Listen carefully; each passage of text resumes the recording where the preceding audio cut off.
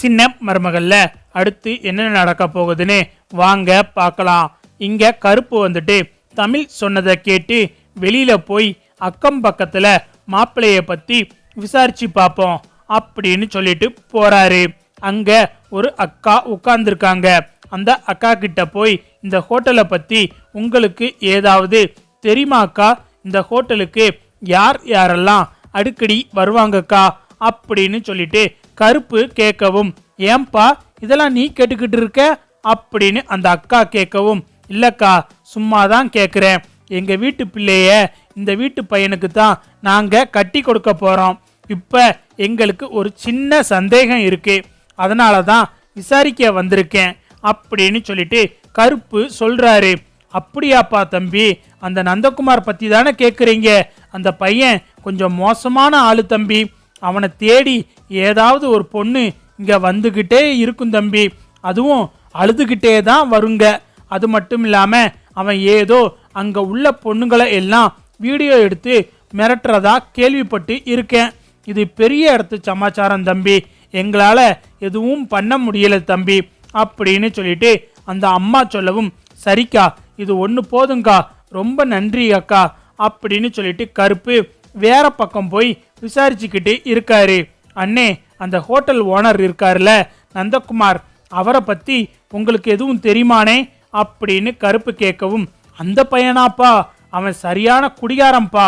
எந்த நேரமும் சரியான தண்ணியை போட்டுட்டு ரோடு பூரா திரிவான்.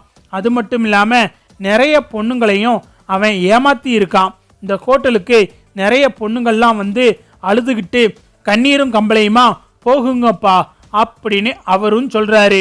உடனே கருப்புக்கு யோசனை வருது, என்ன எல்லாரும் ஒரே மாதிரியா சொல்றாங்க, நிறைய பொண்ணுங்கள்லாம் வந்து அழுதுட்டு போவாங்க அப்படின்னு சொல்றாங்க. அதே மாதிரி தானே நம்ம வரும்போது ஒரு பொண்ணு அழுதுகிட்டு இருந்துச்சே, இப்ப நம்ம அந்த பொண்ணை போய் பார்த்தோம் அப்படின்னா நமக்கு எல்லா உண்மையும் தெரியும் அப்படின்னு சொல்லிட்டு கருப்பு வந்து அந்த பொண்ணை தேடி அலைஞ்சிக்கிட்டு இருக்காரு. அந்த பொண்ணை பார்த்தா ஹோட்டலுக்கு வந்து நந்தகுமார் இருக்காரா அப்படின்னு சொல்லிட்டு கேட்குறாங்க. அவரெல்லாம் இங்க இல்லம்மா, அவருக்கு நாளைக்கு கல்யாணம், அதனால அவர் இன்னும் 2 நாளைக்கு வரமாட்டாரு அப்படின்னு சொல்லிடுறாங்க. என்னது, அவருக்கு கல்யாணமா அப்படின்னு சொல்லிட்டு அந்த பொண்ணு ஷாக் ஆகுறாங்க.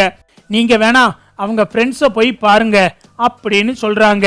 அங்க போனா மேற்கொண்டு தான் நமக்கு பெரிய பிரச்சனை ஆகும் அப்படின்னு சொல்லிட்டு அந்த பொண்ணு அழுதுகிட்டே அந்த லாட்ஜ் வாசல்ல உட்கார்ந்துருக்காங்க. அப்பந்தான் கருப்பு கரெக்டா வராரு.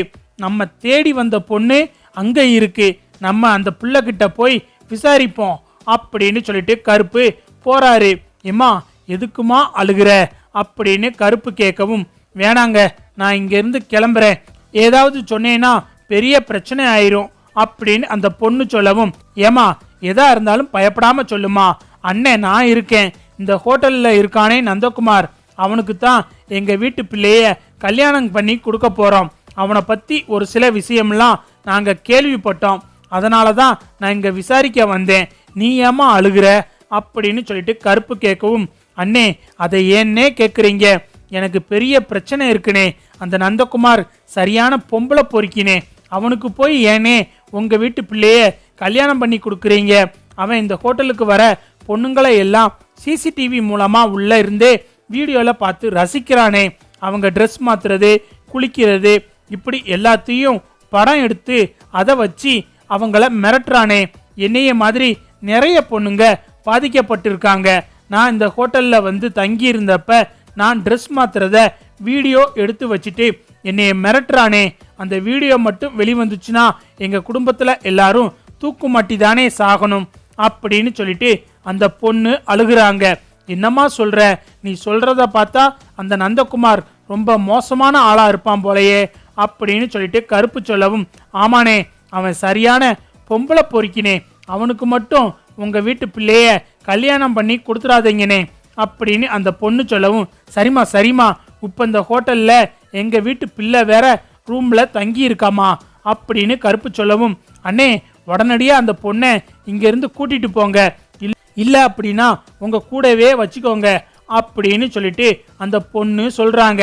சரிம்மா, நீ இந்த விஷயத்த எனக்கு நாளைக்கு வந்து ஒரு இடத்துல சொல்லணுமா அப்படின்னு கருப்பு கேட்கவும் அந்த பொண்ணு கொஞ்ச நேரம் யோசிச்சுட்டு சரினே எங்க வந்து சொல்லணும்னு சொல்லுங்க, அந்த அயோக்கியனை பத்தி உண்மையை எல்லாரும் முன்னாடியும் சொல்றேன் அப்படின்னு சொல்லிட்டு அந்த பொண்ணு சொல்லவும் சரிம்மா நாளைக்கு காலையில நம்ம இங்கிருந்து நேரா மண்டபத்துக்கு போயிடுவோம், இந்த விஷயம் யாருக்கும் தெரிய வேணாம் அப்படின்னு சொல்லிட்டு கருப்பு சொல்லிடுறாரு.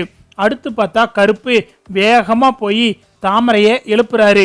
தாமரை நீ இங்க இருக்கிறது நல்லதுக்கு இல்ல, நீ என் ரூமுக்கு வா அப்படின்னு சொல்லிட்டு கருப்பு வந்துட்டு தாமரைய கூட்டிக்கிட்டு அவர் ரூமுக்கு போயிடுறாரு. அதே மாதிரி தாமரையும் வந்துட்டு ஏன் மாமா எதுக்கு என்ன கூப்பிடுறீங்க அப்படின்னு கேட்கவும் தாமரை இங்க இருக்கிறது நல்லதில்ல, உடனே நம்ம இங்க இருந்து கிளம்புவோம் அப்படின்னு சொல்லிட்டு கருப்பு தாமரைய கூட்டிட்டு போயிடுறாரு. மறுநாள் காலையிலையும் விடிஞ்சிருது. அப்பந்தான் பார்த்தா கண்மணி ஆறுமுகத்தை கூட்டிட்டு கல்யாணம் பண்றதுக்காக கோயிலுக்கு போயிடுறாங்க. இங்க மண்டபத்துல ஒட்டுமொத்த குடும்பமும் கண்மணிய தேடிக்கிட்டு இருக்காங்க.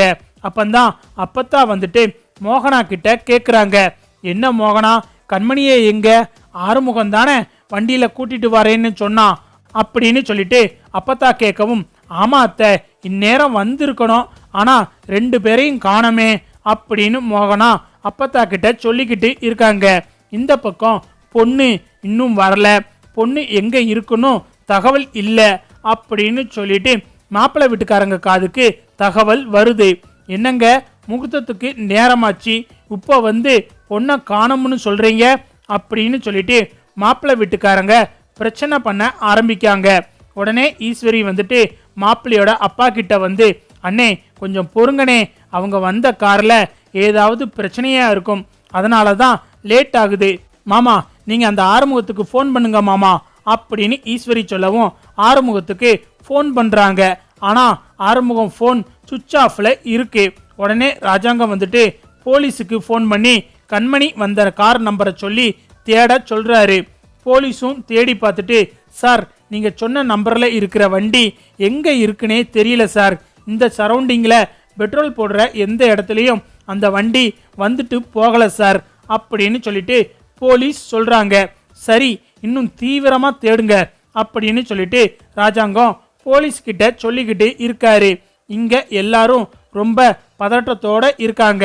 அடுத்து பார்த்தா தமிழ் வந்துட்டு கருப்புக்கு ஃபோன் பண்ணி அண்ணே என்னன்னே ஆச்சு அப்படின்னு சொல்லிட்டு கேட்கவும் ஏமா தமிழ் நான் எல்லா விஷயத்தையும் சேகரிச்சிட்டேன், இன்னும் கொஞ்ச நேரத்துல மண்டபத்துக்கு வந்துருவேன் அப்படின்னு சொல்லிட்டு கருப்பு சொல்லவும் சரிங்கனே நல்லபடியா போய் கண்மணி கல்யாணத்தை நிறுத்துங்கனே அப்படின்னு சொல்லிட்டு தமிழ் சொல்லவும் எம்மா நீயும் கல்யாண மண்டபத்துக்கு வந்துருமா அப்படின்னு சொல்லிட்டு கருப்பு சொல்றாரு.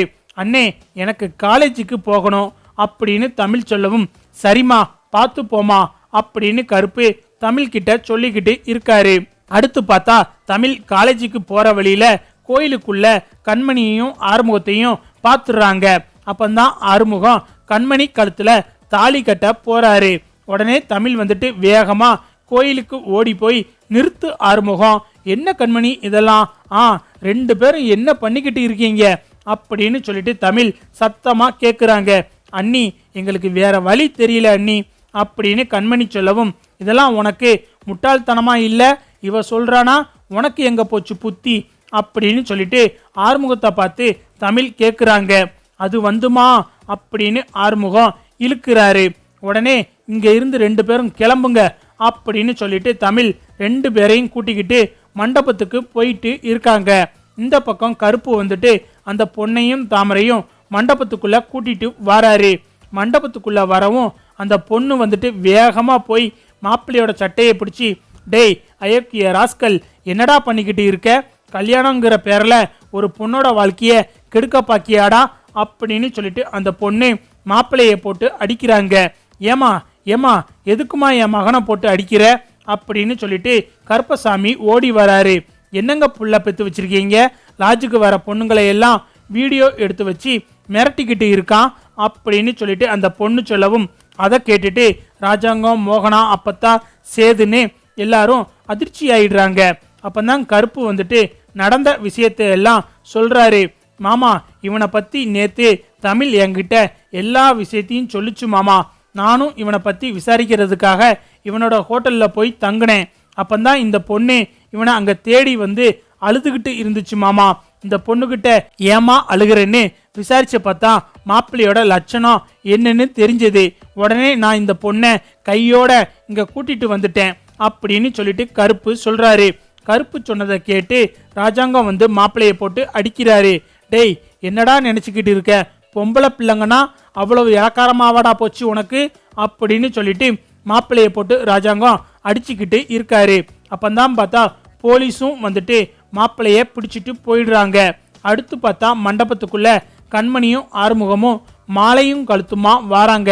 அதை பார்த்துட்டு ராஜாங்கம், மோகனா, சேது எல்லாரும் அதிர்ச்சியாகி நிக்கிறாங்க. என்ன கண்மணி இதெல்லாம் அப்படின்னு மோகனா கேட்கவும் கண்மணி வந்துட்டு ராஜாங்கம் காலில் விழுந்து, அப்பா எனக்கு இவரை தாம்பா பிடிச்சிருக்கு, நான் கல்யாணம் பண்ணா இவரை தாம்பா கல்யாணம் பண்ணுவேன், இல்லை அப்படின்னா நான் செத்துருவேன்பா அப்படின்னு சொல்லிட்டு கண்மணி அழுகுறாங்க. அப்பந்தான் தமிழ் வந்துட்டு, மாமா இவங்க 2 பேரும் கல்யாணம் பண்ண கோயில் வரைக்கும் போயிட்டாங்க, அப்புறம் நான் தான் சத்தம் போட்டு 2 பேரையும் கூட்டிட்டு வந்திருக்கேன் அப்படின்னு சொல்லிட்டு தமிழ் சொல்லிக்கிட்டு இருக்காங்க. இந்த பக்கம் பார்த்தா ஈஸ்வரி வந்துட்டு, நம்ம கைக்கு வர வேண்டிய பணம் வராம போயிருச்சே அப்படின்னு சொல்லிட்டு ஈஸ்வரியை பார்த்தா நொந்து போய் நிக்கிறாங்க.